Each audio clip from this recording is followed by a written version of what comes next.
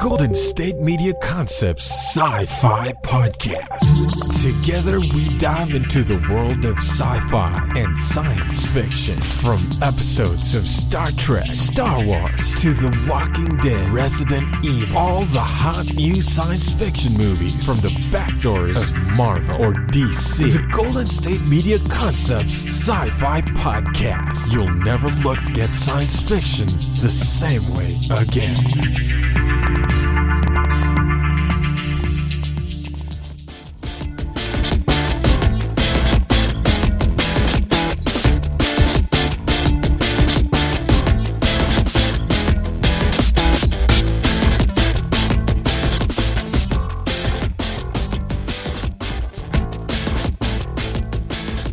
Thank you for tuning in to the GSMC Sci-Fi Podcast, brought to you by the GSMC Podcast Network. I'm your host, Alex. Today, I want to talk about villains, you guys. Villains are some of my favorite characters in all of fiction. Speculative fiction, any type of fiction. I think they're often the most well-developed characters out of any of the characters in these stories. I think they're also the most interesting, at least for me. I think we get to kind of look at their motivations more than the others. Why is a villain a villain?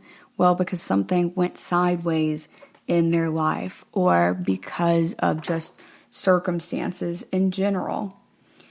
I really enjoy that aspect more than just going, oh yeah, let's see, why is the good guy a good guy? Oh, he's just good. Like, we don't know why Luke Skywalker is good. We just know, okay, we just accept that he's good. We don't know why Leia has decided to fight for the rebellion so hard. We just know that, okay, yeah, that's what she wants.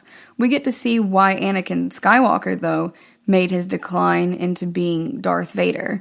And I think that's why we enjoy redemption arcs so much as well, because it shows a lot of character growth, and it's way more interesting than just seeing a character be good throughout the whole series. That's why I like anti-heroes, and that's why I love villains. So today, we're going to talk a little bit about villainy. I want to start with the Joker. Now, I know a lot of folks had problems with the Joker movie, but I liked it. I felt like they were trying to go somewhere with it in the first 2/3 of it, and they kind of missed the mark on the messaging in the last third. It seemed like it got a little bit derailed, and it lost sight of what it was originally intending to convey. Which happens. That's alright. It's not necessarily a grand work of fiction. It's not perfect in any way, but I did really enjoy it. I think that Joaquin Phoenix did a fantastic job portraying the Joker, particularly since we got to see Arthur in this instance, and I'm glad that we got to see his origin story and his name at this point. There have been several different Jokers over the years, and Arthur Fleck has always been one of my absolute favorites.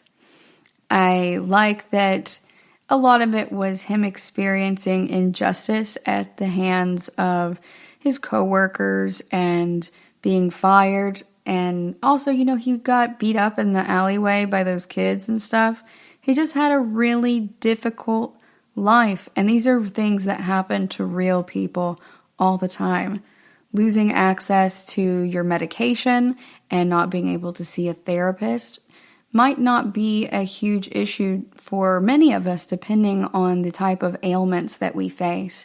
But for some people, they very much need that access to a therapist, particularly if, like Arthur, they don't have a strong support system in the rest of their life. Arthur also kind of has caregiver fatigue in some ways, I think, with how he is being responsible for his mom, Penny's life. She's not really able to go out and do a lot. So Arthur feels responsible for her, regardless of how responsible for her he may or may not be. So he's stressed out in all these different aspects of his life, And he now also not only doesn't have any support socially, but also financially. And that's stressing him out because he needs to care for not just himself, but for his mother. So he has kind of a higher purpose. And he's getting demeaned and degraded at his hobbies because people are being really cruel to him as a stand-up comedian. And also he just has a general disorder where he has some type of traumatic brain injury that gave him his laughing disorder. That is something that Arthur is being ridiculed for that's beyond his control as well. It's really about a man who feels out of control, but who really also feels this whelming responsibility, and he's losing himself in the madness of escapism. So as Arthur goes along, we find that his mom told him certain things that were perhaps not true. And so not only is Arthur having trouble with his financial life and his social life and his mental wellness, but also his emotional wellness is getting turned upside down, and his perception of reality is just twisted. He no longer knows what is true and what is not true. It's like in the Hunger Games when Peeta gets brainwashed, and so he has to play that game with Katniss that isn't really a game, but it's like real or not real, because he legitimately can't tell. Arthur is kind of experiencing that same type of derealization here, although his is a result of long-term trauma as well as, the short-term trauma of being beaten by his mom's boyfriends and stuff. So when I say derealization, what do I really mean by that? So derealization is a psychological disorder where your surroundings appear to be different from what they really are. You either have a distorted, blurry and reduced vibrance of the world around you, or you have a heightened awareness and you feel like you have a clarity associated with it. It can distort your perception of time and space and distance and size and shape. It can really change how you perceive the world around you. And it's largely associated with anxiety. Derealization and depersonalization can be strongly linked to anxiety and can be symptomatic in a lot of ways. It can make you just feel like reality is kind of melting away for you. And that's kind of what's going on with Arthur, I think, is he's having these troubles with telling what's real versus not real. And he has memory loss from his childhood and has just had to let his mother reconstruct for him everything that happened. And for him, he's taken this as the gospel truth, but when he finds out that he has been lied to by the person he cares about most, it is a gut-wrenching betrayal when Arthur is at one of the most vulnerable points in his life, socially, emotionally, financially, all the way around. We even see that it's taken a huge toll on his physical health in addition to his mental health. He is trying to be a stand-up comedian, and he gets jumped on the street and gets in trouble at work because the property manager's sign gets destroyed when someone breaks it over his head. And it's not his fault at all, but he gets in trouble from other people damaging him along the way. And he also sees it as part of his inability to fight back. So he then starts participating in escapism. And escapism is the least healthy form of coping mechanisms, as found by several psychological studies. Now, we all slip into escapism sometimes. Not gonna lie, that's one of the reasons why I love sci-fi so much, is it's really fun to see the what ifs and just imagine this world where, everyone can afford healthcare and stuff like that. I love Star Trek for that. But we can also see this other dark reality in shows that focus on villains, and that's what I really love about this. It just shows kind of what can happen to a real person who is down on their luck when social programs fail. That is part of the point of Joker. The social system our healthcare system fails Arthur. It has also failed his mother, and it creates these generations of cyclical violence where she is oppressing Arthur in, his mom, Penny, is who I mean by she, is oppressing Arthur in, these mental manipulations, these emotional manipulations as well. But he is also becoming physically violent as time goes on, and he becomes detached from reality. He's over here romanticizing his neighbor, Sophie. He follows them to school when she takes her daughter to school and invites him to his comedy show. And she, shows up, or at least he imagines her there.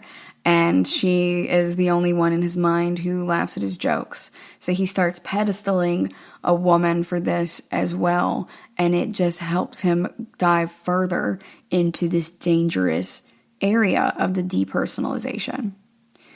All right, we're going to go on a quick break. When we come back, we're going to continue talking about the Joker.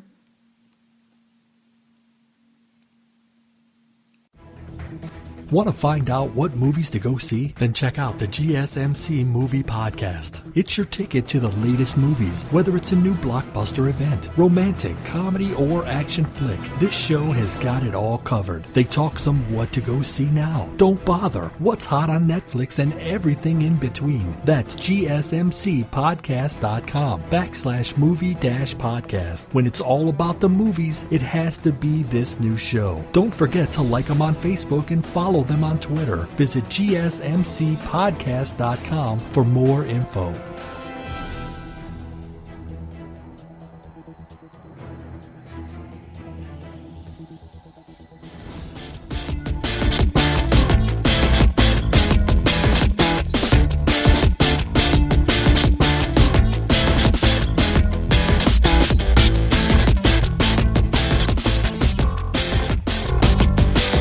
Welcome back. Before the break, we were talking about Joker in general and Arthur's beginning of his descent into madness. Now we're going to talk a little bit more about how this really affects him as he loses access to social programs, and how this is a really good model of speculative fiction in that manner, as it does touch on problems related to everyday life, particularly as it relates to maleness and masculinity in the modern era. So Arthur starts pedestaling his neighbor Sophie, and by that I mean he's putting her on a pedestal and thinking about her a lot as a form of escapism. He doesn't really know Sophie as a person. He likes the idea of Sophie. And so he has his own concept of who she is and his relationship with her. And then over time, Arthur has some difficulty at work, and one of his coworkers kind of frames him for, possession of a firearm, and he drops this .38 special in the middle of performing for children as a clown at a cancer hospital. So he gets fired for endangering the children and having a gun in that hospital, and while he's on the clock. And Arthur's like, hey, Randall gave me that in the first place. But it doesn't really matter that it's not Arthur's fault, per se. It's his responsibility. And that is something that is a hard lesson to learn. Even if something's not our fault, it's our responsibility what we do with it. We can't just lay our trauma on other people and go, well, this is the way I am for a reason. No. That doesn't give us the license to abuse other people just because we may have been through something traumatic. But in Arthur's case, he is just not mentally well enough either to resist these impulses. So he kind of just completely loses his grip on his sanity. And it's a slow declination at first as the psychiatric medications leave his system. And then he loses it. For people laughing at his laughing disorder, for people making fun of him and being rude. And while, he has a similarity to Hannibal Lecter at this stage, in which he's like, okay, you're not good people, so I'm going to just kill you. He doesn't eat them, but he's dressed in his clown costume at the time, and then begins getting fame and social attention. And Arthur has largely felt invisible most of his life unless he has been treated poorly.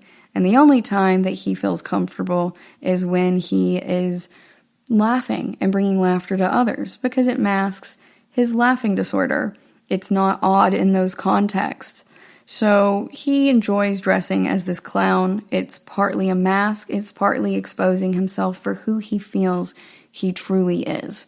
It's a full expression of himself through wearing the mask and a sort of becoming of this other persona that makes him more comfortable. So he's still depersonalizing and he's still coming through some derealization of the area around him, but it's not necessarily going in a great direction. It's not really a healthy direction in general. So the murderous clown becomes very popular, and a lot of people think of him as a vigilante at a certain point. And they're really fond of him because there's a lot going on in the city with like Thomas Wayne being super rich, and we kind of have that going on in our society today where we have that whole eat the rich mantra going on. And in this case, in Gotham is kill the rich, which is just a more violent extension of our metaphorical eat the rich mantra. So I think that is really interesting in the reflections that they're displaying there. And some of the working class starts really rebelling. They're tired of being kept under the thumb of the 1%, who is, in this case, represented by billionaire Thomas Wayne, who Arthur has always looked up to as a father and has really considered to be his father.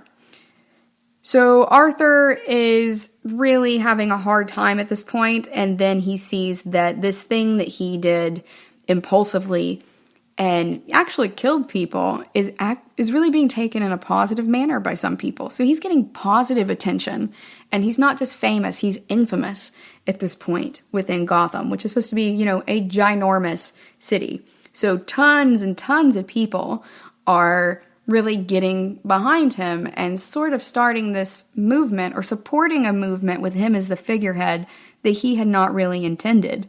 But at this point, he's so far out in depersonalization and derealization that he fully starts embracing this persona. And he has followers. He's no longer a nobody at this point. And it's like when a lot of people get into the entertainment business, they tend to lose some of their humility and their perspective as to how the rest of the world is in a lot of ways. So similarly to how Thomas Wayne has lost a lot of his perspective, and he's doing some things that are good, but, at a certain point, does he need $1 billion, multi-billion dollars for everything? And people are rebelling because they are so poor in the streets, and they've gone to full violence at this point. There is something in anthropology called rituals of rebellion, and I want to touch on that real quick. So this has been studied in depth by anthropologists such as Max Gluckman and Radcliffe Brown and the sociologist Emil Durkheim, and it's very interesting to me how this tends to work. So ritual rebellion is a lot like protesting. So it's where you're getting some type of catharsis by being rude or openly opposing someone. Think about roasts. So the White House Correspondents' Dinner, that is a roast, essentially, of the White House correspondents and a lot of the political figures. And it's meant to temper the tension that often arises between the press and politicians. So this is really meant to help with their social interaction. And Max Gluckman says that ritual rebellion is only possible in social systems in which you have a normal change of office and revolution is not really a possibility. So in the case of the White House Correspondents' Dinner, correspondents change because they are going to different companies, they work for different journalistic groups, broadcasting groups, and also you have people going in and out of office as politicians. So we have the 4-year term for presidencies and like 4 and 6-year terms for congressmen and such, all the different types of offices that there are. We're not going to go that far in depth into politics right now, but you get the gist. So with this, it's really something that they're able to ritually rebel, and it promotes overall cohesion because it addresses the social tension and everyone can kind of get it out of their systems in a joking manner or in a ritual manner, and then everything proceeds as it normally does. Now, it's really important for there to be no sense of actual revolution being available, though. So, peaceful protests are, in some ways, I think, a form of ritual rebellion. People feel really good about themselves for going and participating in these protests, but a lot of folks stop at making any real changes. They'll go and do the protests, and then they're like, okay, cool, I feel good about this, I made my signs, and they don't proceed to learn any more about policy or anything else.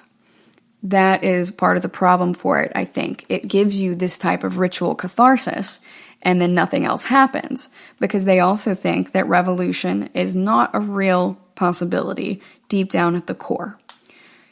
In the case of the Joker, though, Thomas Wayne is a billionaire, and the people in the city have been familiar with him long enough to know this isn't going to change. There's not going to be a change of office per se, or a change of a position of power, because Thomas Wayne is a billionaire and he's not going to give his money to anyone else. They already know that he's not alleviating their suffering, and they're getting really mad about it. And their only recourse at this point kind of is revolution in their minds. So ritual rebellion is not possible in this social system of Gotham, with the 1% of Thomas Wayne being up there. There are no peaceful protests that are really accomplishing anything for them. So when the Joker comes out and decides to start causing mass chaos, well, he doesn't even really decide to. It's when the rest of the city really embraces him as a figurehead for this mass chaos and the symbol of being the revolution against the 1%. He really embraces it and goes hard in the paint when it comes to just really going in and killing these people and stuff. He is slow to really fully embrace it, but he gradually gets more comfortable with it, and parts of the old sweet Arthur kind of slip away. The deep kindness that was in him before has been overwhelmed by the rage and his frustration at how people are treated in general.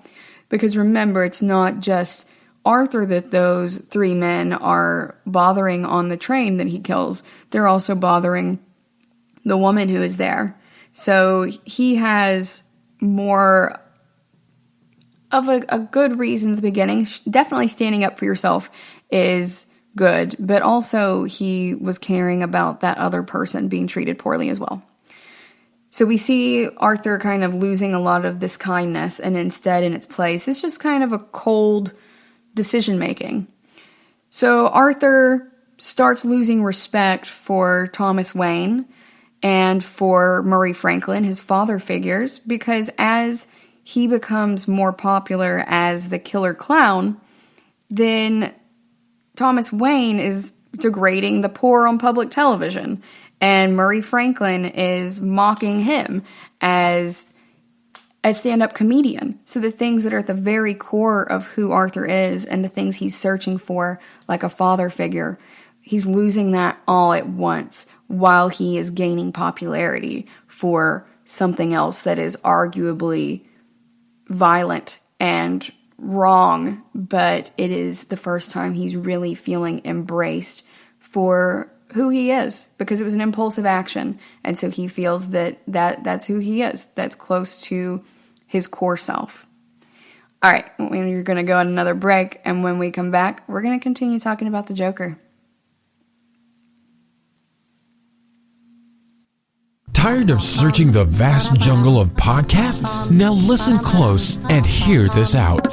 There's a podcast network that covers just about everything that you've been searching. Hey! The Golden State Media Concepts Podcast Network is here. Nothing less than a podcast bliss with endless hours of podcast coverage. From news, sports, music, fashion, cooking, entertainment, fantasy, football, and so much more. So stop lurking around and go straight out to the Golden State Media Concepts Podcast Network. Guaranteed to fill that podcast itch. Whatever it may be. Visit us at www.gsmcpodcast.com. Follow us on Facebook and Twitter, and download us on iTunes, SoundCloud, and Google Play.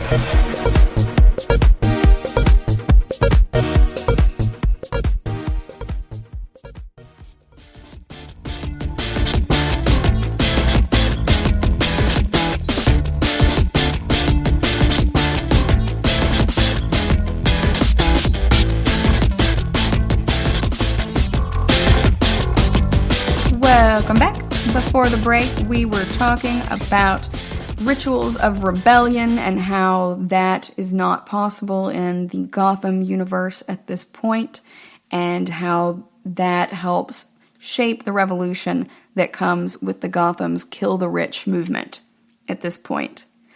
So not only is Arthur losing faith in his mother and in the social system and in the socioeconomic and sociocultural system and the goodness of humanity in general, but he's now being embraced for doing something that a lot of people felt they did not have the courage to do themselves. He took his life into his own hands and killed those guys when they were being crappy.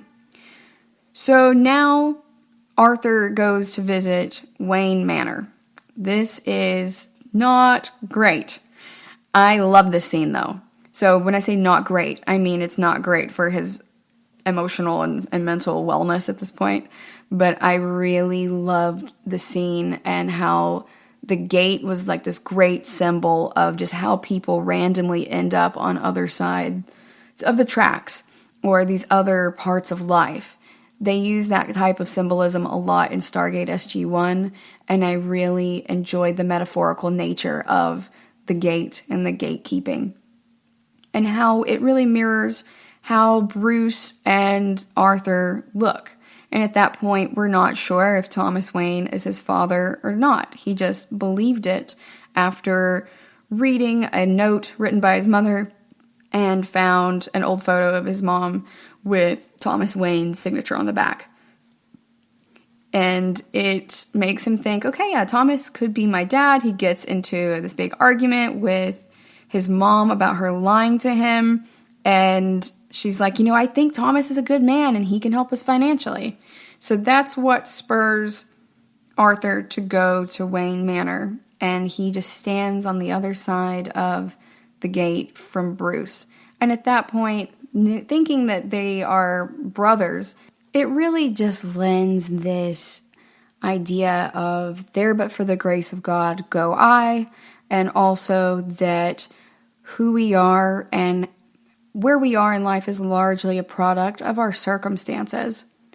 Arthur was a sweet kid, but he was made fun of a lot and hurt a lot by other people, and so he just ends up having a really rough time as an adult, and it turns him towards madness. And with us knowing that Bruce is going to be Batman later on, it really sets us up for a fun antithesis. So they are directly opposed to each other in every way, and I really enjoy how they told that without exposition. It was a beautiful scene, it was visually very well done, and it just pulls on your emotional heartstrings. And then Arthur is standing there trying to talk to the kid, but Alfred comes over and intervenes. Arthur is asking about Thomas Wayne, and Alfred's like, she worked here, but, she did not have an affair with him. She's lying about that.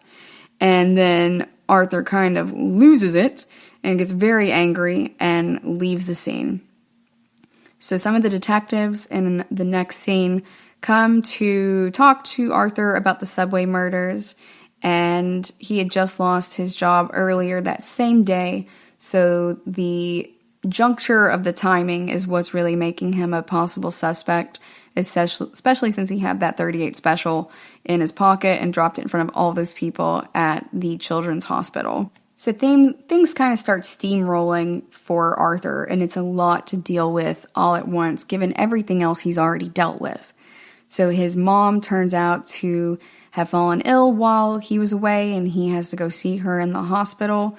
And then he gets really excited thinking that Murray airing his stand-up comedy is going to be his big break, and it's a big deal because he looks at Murray as a father figure and someone to emulate. He's his role model. And then he turns out to just mock him mercilessly. It's actually very cruel the way he does it. He's not laughing with him, he's laughing at him. And that is really what they are getting across in that scene. And I love how they do that because it's very much a Joker reference about, laughing with someone versus laughing at them. And that is what is happening to Arthur. And that's what's really shaping who he is fundamentally as a person going forward. I very much think that we are kind of different versions of ourselves throughout our lives. A lot of the time when I'm talking with my friend Roger, we'll say, that was 4 Rogers ago, or that was 6 Alexes ago.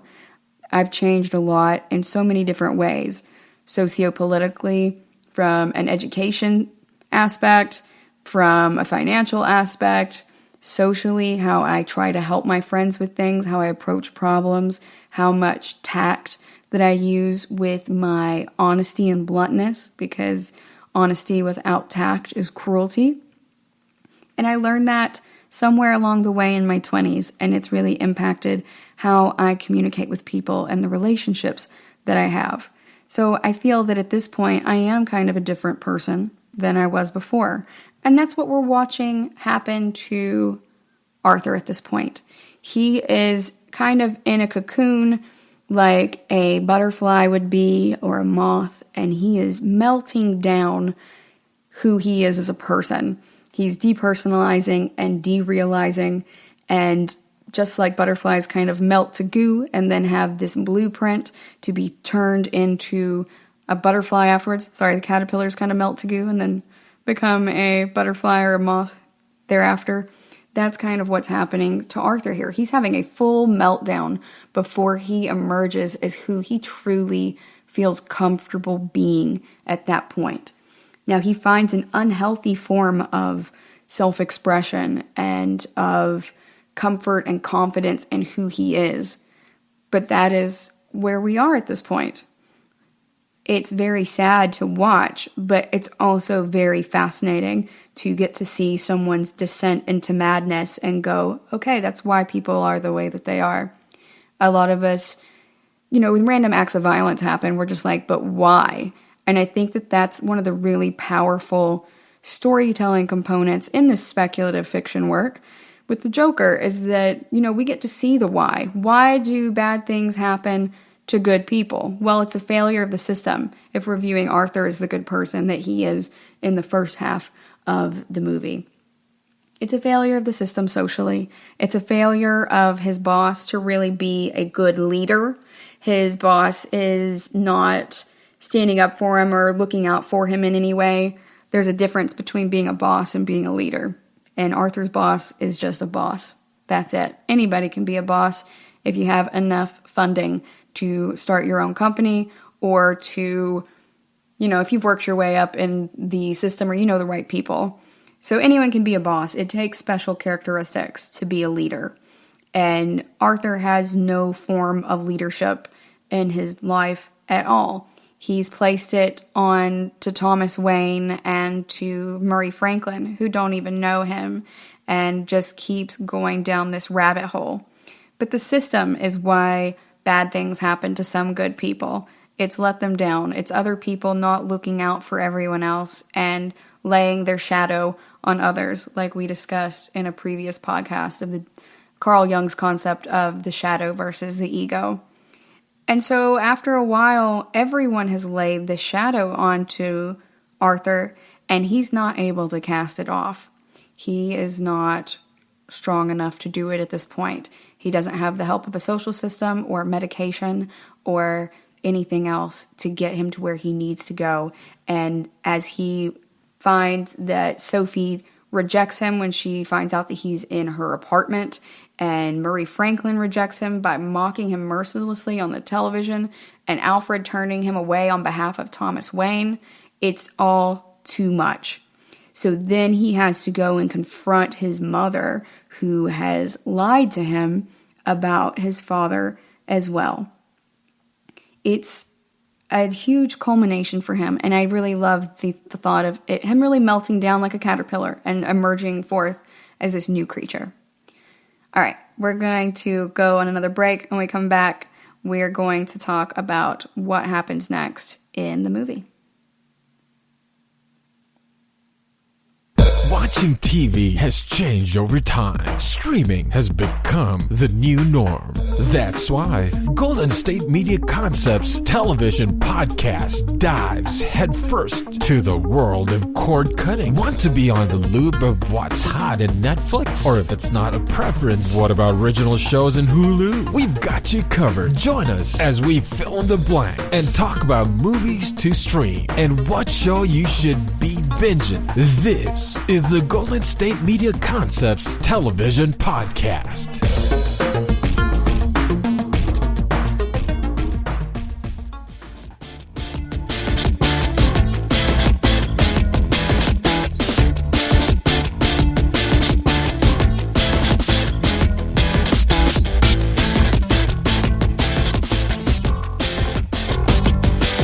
Before the break, we were talking about Arthur's descent into madness and how it's metaphorically like how caterpillars essentially melt down into goo and are rebirthed as moths or as butterflies from their cocoon.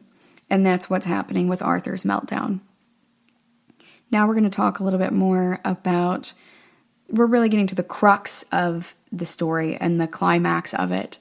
He's been through a lot. He's now been rejected by Thomas Wayne through Alfred as his proxy, and he's seen this rich kid, Bruce, on the other side of the gate, being able to live this life that Arthur could only dream of with his father figure. There's elements of jealousy wrapped up in there, and just despair in general, in knowing that, one, his mom has lied to him about it, and two, that everyone around him is rejecting him in a way. Even though these are largely imagined slights, because these people don't know Arthur.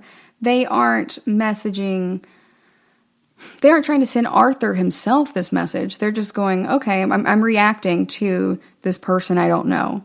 It's all about people's actions and reactions. It's about how Arthur reacts to what happens to him. And it's also about the actions of the state and the sociopolitical climate and their social programs, and how people like Thomas Wayne have the money to help fund them, but they don't, and how trickle-down economics doesn't really work. There's a lot of layers to this movie that I think people don't really tend to delve into because folks had such strong feelings about where it was going in general. I know it lost its way in the third act, more or less, but it really still has a lot to say, and I think it's a great piece of art. It does not have to be perfect to be great art. There's great art and there's perfect art, and not everything as well needs to be good to be enjoyable. Not everything has to be perfect to be enjoyable, and I think that this still has a lot to say, this story. So we are now at the point where Arthur is going to see his mom in the hospital, and he's been injured by Murray making fun of him. And he finally decides, I couldn't get to Thomas Wayne through going to his house, to Alfred, so I'm going to go sneak up on him at a charity theater show in the bathroom. And if we recall, Arthur has some experience in stalking at this point. He also just has large experience in observing because people negatively interact with him a lot, or he's invisible. So he spent a lot of time observing. He's already been following and stalking Sophie and her daughter at that point, as he was getting enraptured with them in his pedestaling and his imaginary fantasy world of them being like family to him. So at this point, Arthur is cornering Thomas Wayne. He stalks him. He is like, I'm your son. And Thomas is like, nah, you're not. What are you talking about? And he's like, you were adopted. I never had sex with your mother. She was committed to the Arkham State Hospital, which is interesting for us because we know that Joker spends a lot of time in Arkham later on. So in this case, this is really difficult for Arthur, but things kind of click in place in a way. And he's like, oh, my mom is kind of crazy in that manner. Her mental health is not great. My mental health is not great. And he's just not on his medication. He's not able to see a therapist to really sort through these feelings that he's feeling and all of this information. He's not able to kind of defrag his brain like we do computers. And everything is just all over the place and he can't process it. He can only feel at this point, and it's mostly despair and frustration and anger. So Arthur is really defensive about his mom and was like, you are lying, Thomas Wayne. You're absolutely lying. People are being so rude. Like, why won't you just be a father to me? You're my dad. And then Arthur starts hysterically laughing because he has the traumatic brain injury or TBI-induced, laughing disorder. And Thomas Wayne sucker punches him at that point and then says he'll kill Arthur if he ever touches Bruce again. So it sets us up for more antagonism between Bruce and Arthur for later down the line, in addition to antagonism from Thomas. So there's a reason that Arthur feels the way that he does now towards this person who he previously thought of as an upstanding father figure. And then he just becomes deeper entrenched in his depression. We see himself strip down to his underwear and crawl into his refrigerator after he empties everything else out of it. Then he masturbates in bed for a while and is phoned by someone from the Murray Franklin show. They're like, hey, do you want to be on the show? And Arthur's like, yeah, I want to be on the show. But he's still bothered by everything else that's going on in his personal life. So he kind of has something to look forward to a little bit, but he is in this feedback loop of masturbation and depression at this point, and he is just derealized, depersonalized, does not know what to do. So he just does what he can do, and he gets fixated, which is what someone who stalks other people does. That's what it all comes down to, this escapism and viewing Murray Franklin and Thomas Wayne as these father figures. That's just a form of fixation, just like his fixation on Sophie and stalking her. So Arthur gets fixated on going and finding more about his mother. He wants to know if what Thomas Wayne said is really true, because his mother had not told him about her stay at Arkham. And so he goes to the Arkham State Hospital and steals a file from the hospital archives and finds that Thomas had told him the truth, even if he was a jerk and sucker punched him. So he finds that he'd been abandoned as a child and then was adopted and abused by his mom's boyfriend, who's adopted by his mom and abused by her boyfriend when he was small. And that's why he has that laughing condition.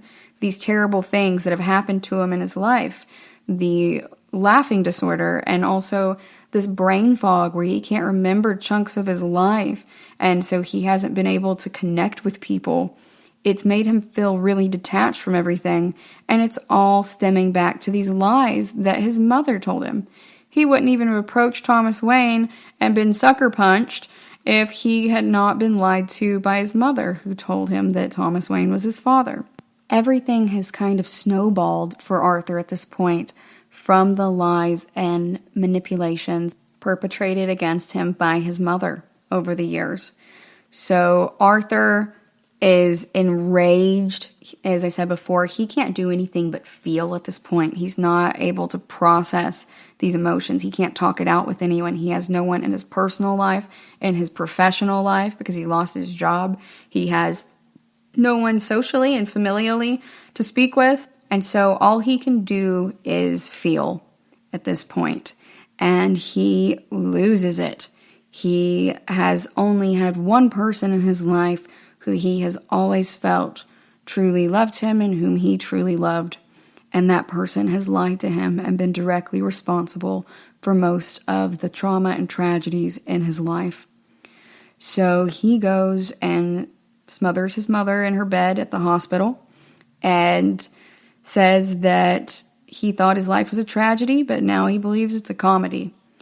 And I really get that perspective. If you don't laugh, you'll cry.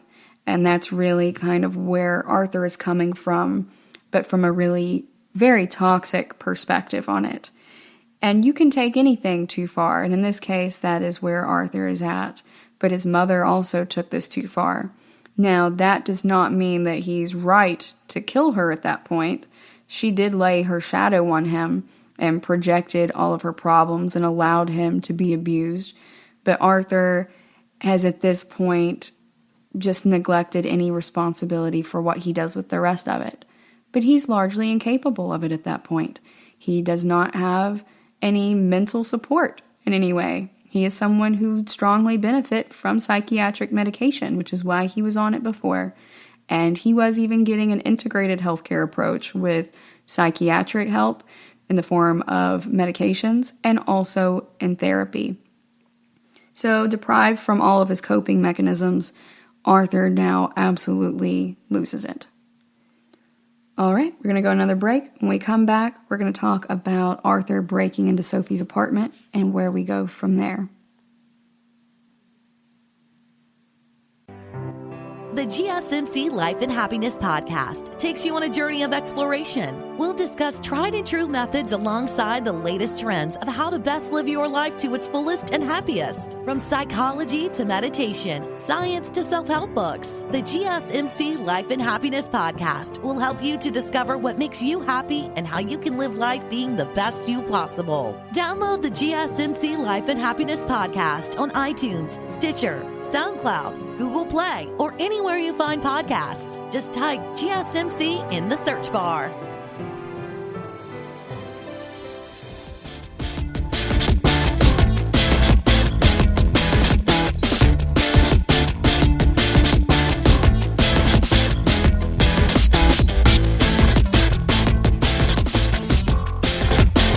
Welcome back. Before the break, we were talking about how Arthur has his final meltdown, really, into realizing that he's been lied to his entire life by the only person he's ever truly loved and who has truly loved him in return. And it's too much, and he's decided that if he doesn't laugh, he will cry, and he's tired of crying, more or less. So his life isn't a tragedy. It is so ridiculous at this point for him that it's a comedy. That's the only thing that he's able to use to make any sense of the world around him at that point. It is so bizarre what he has gone through, especially for it all to have been stemmed from these lies. His entire reality was based on these lies that he's like, okay, I mean, this has got to be a comedy. This is a comedy. And he fully embraces that aspect of it. He goes home and breaks into Sophie's apartment at that point. And she's freaked out. She is absolutely terrified. She's like, why are you in my home? Please don't hurt my daughter. Please just leave. And then we find at this point that every other moment we've seen up until now on screen that had Sophie laughing at his jokes, like being the only one who was laughing and supporting him during his stand-up comedy and such, was just Arthur imagining happier possibilities. It was him pedestaling her and really fixating on her as the object of his emotional fulfillment. So we learn at this point that Arthur has been much further along in his mental degradation than we had thought previously. it was not just a quick slide into madness. It was a slow descent that was not necessarily something that the rest of the world around him could see. But they weren't really looking. No one really cared about Arthur. He was invisible. And then he returns home, and they kind of leave it open as to whether or not anything has happened to them, although you find later she is okay. But Arthur leaves and goes to his own home in the apartment complex and is visited by his old coworkers, Randall, the guy who had given him the 38 special and then claimed not to have had anything to do with it later on, so essentially framed him to be fired from that job. And then also Gary. So Gary is the shorter guy who was in Arthur's life and had actually been nice to him. And they tried to cheer him up before his mom's death, and then he goes ahead and kills Randall. It is visceral and very emotional the way that he does it. It is definitely a crime of passion. He's already killed his mother at this point. He's killed those 3 men on the subway. The first one was more impulsive. The second one was, he had time to think about that on the way to the hospital. He decided he was going to kill her. He gave his whole monologue about his life not being a tragedy and instead being a comedy. So he is participating in intentional violence at this point. And so he's like, you know what, screw it. Randall was bad to me. He treated me poorly, and he has this coming. And so he stabs him with a pair of scissors and then violently bashes his head against the wall near the apartment door until Randall stops struggling and dies. It is such a heated crime of passion. It's so personal in how in-depth he gets with harming this person. So we've gone from a gunshot to a smothering. Neither of these were particularly bloody, but, there's blood involved in gunshots, but you get what I mean. It's not really a personal crime of passion at that point. Killing his mom was personal, but he didn't bloody her up or anything. He smothered her to death. And now we're at the point where he is not only just stabbing Randall, but he is physically beating the crap out of him and reveling in murdering this man because he has been so wronged. So he's getting more personal in his attacks. He's getting more intentional and more measured and just reveling in the violence. At first he was shocked when he shot the people, and then he was, kind of a little bit numb after killing his mom and just goes and sits on Sophie's couch, but kind of resigned. And now at this point he's really embracing the violence within him as he's killing Randall. However, we still see that there is a piece of Arthur deep still in there, and he gives Gary a reprieve. He spares Gary's life because he was the only one who was nice to him, and he's like, it'd be an unfair fight in general. So he kisses Gary on the forehead and lets him go. He's like, going out the door. And Arthur even unlocked the door for him since Gary could not reach it himself. So Gary is obviously just seen this huge act of violence, and it's like, this has been really brutal. Is he even really going to let me go? And he's hesitant to try to move past the door. And as the viewer, we're also hesitant to believe Arthur is really going to let Gary go. But in fact, he does. And you see that there's still a part of him deep inside. And I enjoy that component as well. So there's that concept in Men in Black where Kay says, we are who we are even when we forget. And in this case, the Joker is not still the same person, and he's not truly forgotten who he is, but there is still a little element of Arthur within there. He does descend into madness and kill people kind of willy-nilly later on, but for right now, Arthur has a reason for who he's killing, and I enjoyed still seeing that little spark in there, and it also reminds me of that same concept from the Santa Clarita Diet, where the zombie head of Gary is, saying, hey, I want you to take care of my niece Kayla, and Joel's like, what the heck, you tried to sexually assault my wife, and he goes, people can be more than one thing, Joel. I feel like that really applies here to Arthur as well, we tend to think of the Joker as just being absolutely chaotic evil, but there are still parts of him as Arthur deep inside that we see here in this version of the Joker with Arthur Fleck. Now, once Gary leaves, Arthur puts on this burgundy suit that we saw in the trailer, which I also really love how they did the trailer for this movie. I loved the soundtrack. This movie was fantastic. I know I'm in the minority for a lot of the beliefs for that, but I liked it. And then we see Arthur applying his makeup. So he's getting ready to be on Murray Franklin. He's just murdered somebody, but he's casually, putting on his makeup and getting ready to go on TV. And then, he goes out and he's dancing in the street in his full clown makeup. And the cops see him. Remember, they're looking for a killer clown. And he's already been given a heads up that the cops, Detectives Garrity and Burke, were going to come back. So he knows when he sees them to avoid them. So they try to catch him while he's dancing on the street, and he escapes into the subway. And because there are so many other people wearing clown masks now as part of that socioculture and sociopolitical kill the rich movement of these people who are embracing him and making him infamous, that they're unable to distinguish, the cops that is, between Arthur and all of these other clowns. And there's so many of them that the cops can't get through all of them to get to Arthur.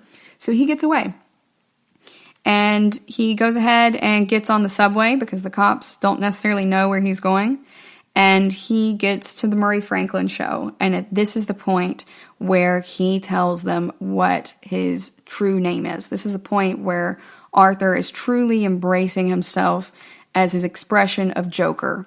So the mask is no longer a mask. It is who he is.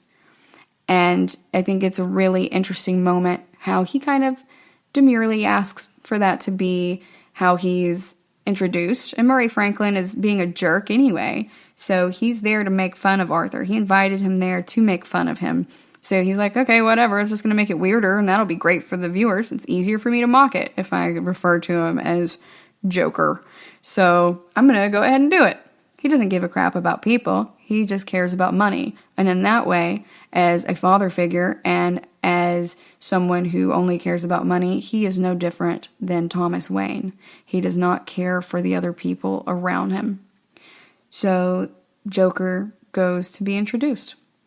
All right, we're going to go on a quick break. And when we come back, we're going to wrap up our analysis of the Joker movie. Stay tuned.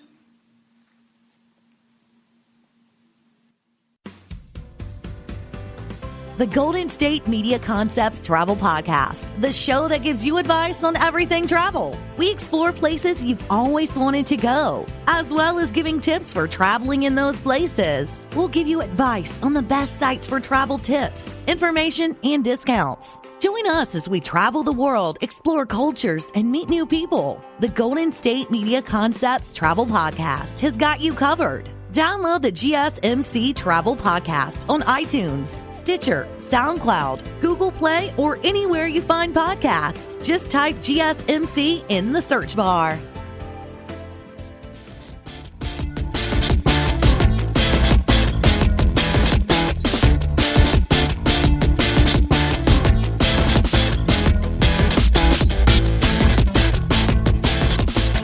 Welcome back. In our last segment, we were talking about how Arthur there's still a little piece of him in there at this point as he lets Gary go and violently escalates how personal his attacks are and how thought out they are. Arthur is no longer just feeling. He has gotten some kind of catharsis from the realization that his mother has lied to him his entire life and going ahead and murdering her. That's really put Arthur at a point where he's worked through it. The only way around is through. And for Arthur at this point, even though it's not what we would define as a healthy outcome, it is an outcome for him. And he is emerging from his cocoon as the Joker at this point. So he goes to be on the Murray Franklin show, and Murray goes to introduce him as the Joker. Arthur has been rehearsing, as we've seen him throughout the series, or throughout the movie, rather, And he, exits the curtains just like as he's rehearsed before. And then he goes ahead and starts confessing about the subway murders, and people think that he's kidding. They think it's part of his stand-up routine because he's here in clown makeup and he's here to tell jokes. But then, he kind of starts cluing them in that he's not entirely joking about it. Everyone was kind of oblivious to how serious he was for a little bit, and then it starts to get real. He argues that the audience only cares about any of the victims just because Thomas Wayne spoke up for him. He's like, this is an indictment of our social system. The social system does not care about anyone. You people, in general, don't care about anyone. No one except for yourselves. And in that way, all of Gotham is no different and no better than Thomas Wayne is. You don't truly care about anyone but yourselves. You might as well be part of the problem because you're surely not part of the solution. And so he, kind of frames this as being an us against them type of mentality, where if you're not for us, then you're against us. And by us, I mean people who are disenfranchised at that point. So Arthur is putting most of the rest of Gotham along with Thomas Wayne. So this is where we're really seeing him start categorizing it in his head and why the Joker is fine with just killing random people. If he doesn't know their actual story, he's not going to give a crap about them. He let Gary go, but now he's fully the Joker. And perhaps the Joker would not let Gary go, whereas Arthur did. So, there's a lot of mass mayhem that the Joker commits throughout all of the Batman series. He is responsible for tons of people dying, and he thinks that they deserve it. They're sheep, and they are just following Thomas Wayne and venerating him, and he firmly believes that he should not be venerated. So Arthur, outright tells them, anyone like me is ignored or walked over, or worse, they're brutalized. And the crowd starts scolding him and booing him. They're not really enjoying this. They're like, okay, we came here to laugh, funny man. Why are you having this serious conversation with us? And why are you being a jerk about this and lecturing us?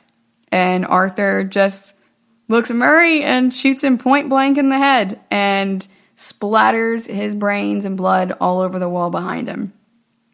It's almost just so casual, and the seats start emptying in the theater, or whatever it's called, for the studio, I guess, the television studio. So the seats just start emptying as people are fleeing because they're afraid that he's now going to turn the gun on them.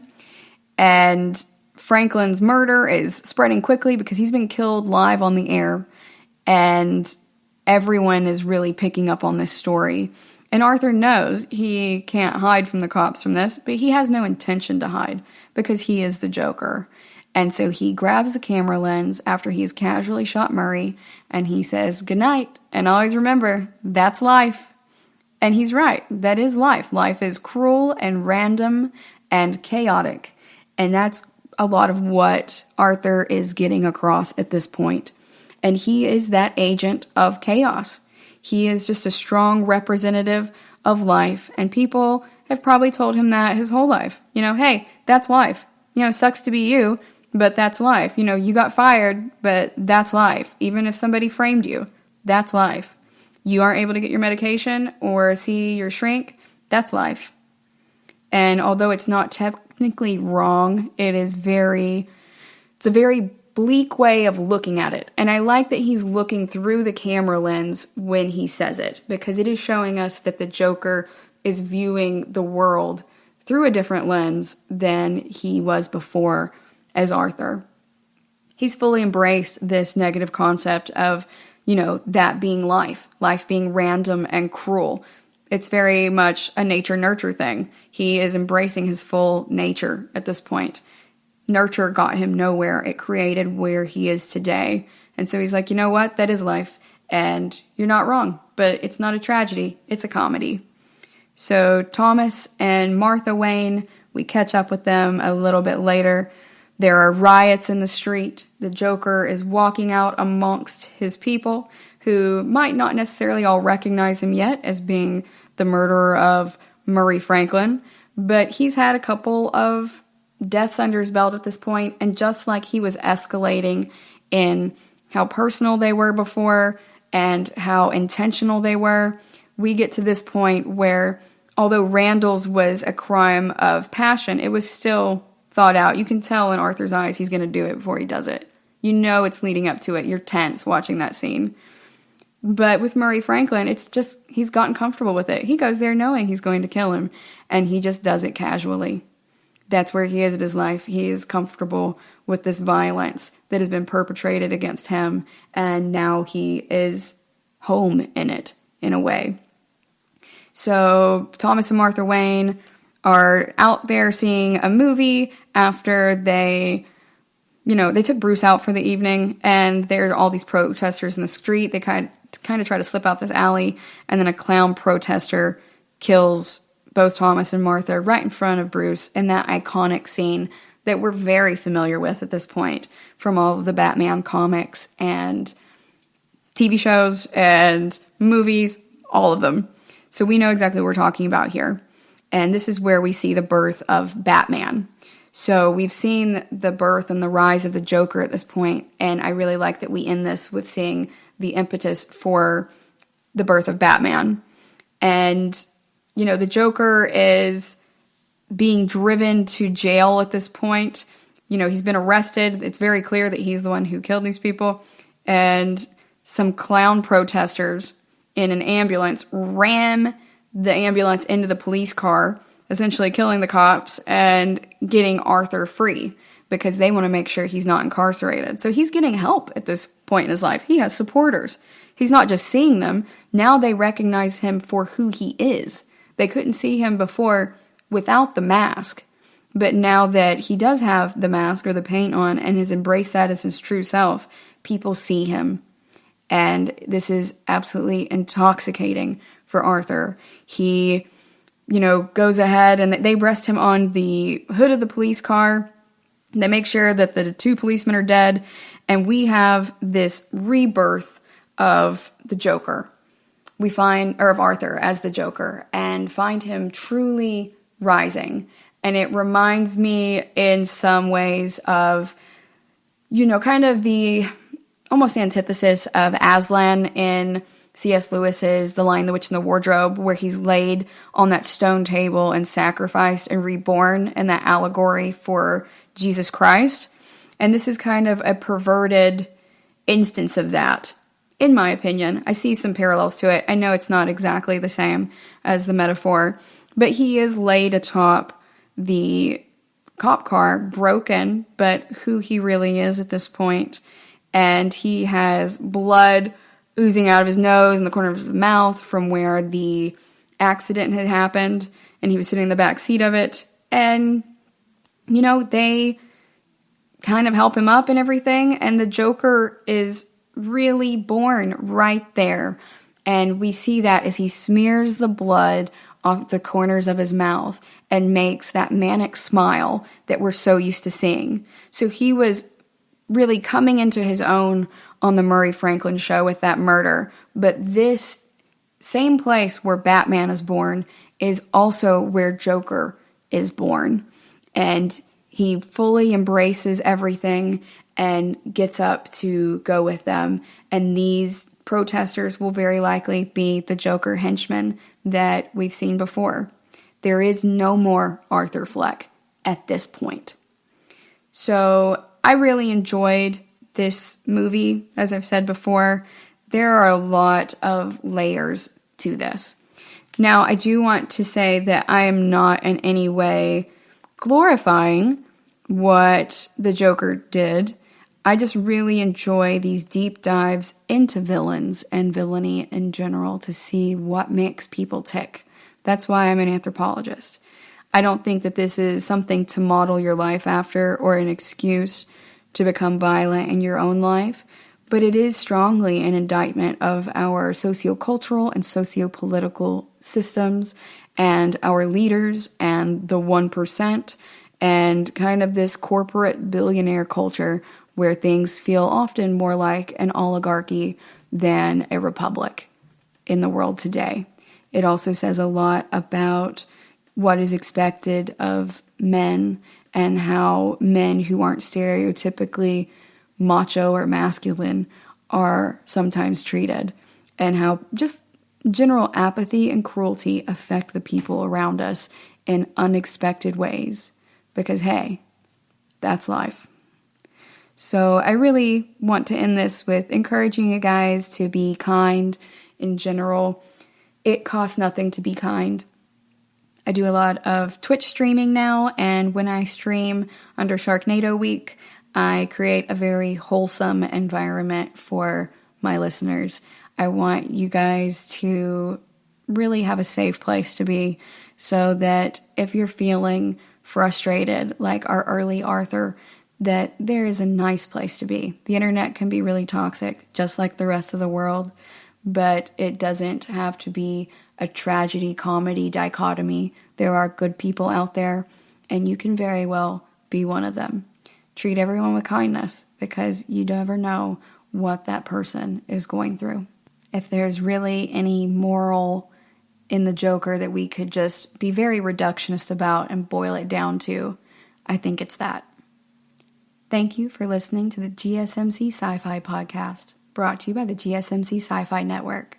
I'd like to ask that you please remember to subscribe to the show, and writing a nice review always really helps us. Also, if you could please follow us on Facebook, Twitter, and Instagram, I'd appreciate it. Thank you kindly, and have a good night. You've been listening to the Golden State Media Concepts Sci-Fi Podcast, part of the Golden State Media Concepts Podcast Network. You can find this show and others like it at www.gsmcpodcast.com. Download our podcast on iTunes, Stitcher, SoundCloud, and Google Play. Just type in GSMC to find all the shows from the Golden State Media Concepts Podcast Network, from movies to music, from sports to entertainment, and even weird news. You can also follow us on Twitter and on Facebook. Thank you, and we hope you have enjoyed today's program.